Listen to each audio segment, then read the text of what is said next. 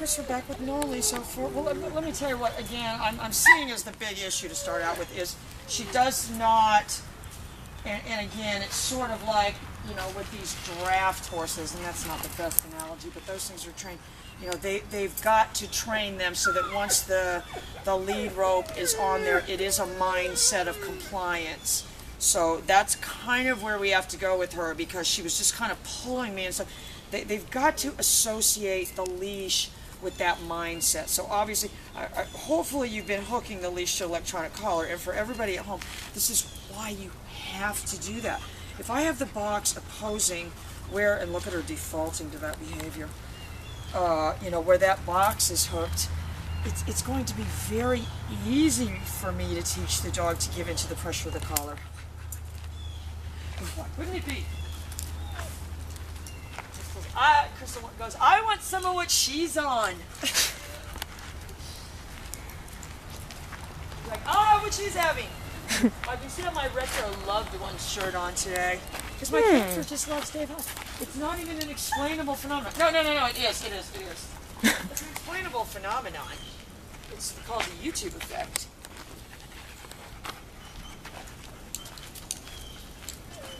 Very catchy. Especially in second world countries. You know, you think those people in second world countries don't watch us? So, you know, that's where I'm at. I need to, you know, you need to work on that. And that's kind of a bigger picture thing. You know, that leash equals, you know, a certain behavior on my part. I'm telling you what, she's a good looking dog, though.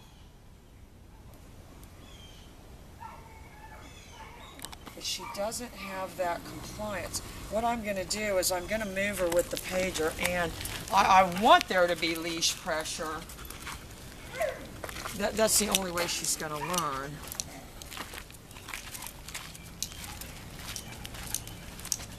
Yeah, so that's why until, and I haven't told you this yet, girl, but at some point here soon, you're going to have to leave her here to get the more advanced training. But let me tell you what, she's a very, very nice dog. All right, so now I'm same thing. I'm going to do my down with the leash pressure and the pager. Down. I mean, it all goes good. It's very important I acted quickly. I didn't act quickly at all before, until then. But then suddenly I acted quickly. Molly's like, who cares? Ah! That's what we do now. Very primal. We decided instead of to go for almost Amish, the missing link. I've been watching more of my Louis Theroux videos. I've got to tell you, I mean, I'm in love with Louis Theroux.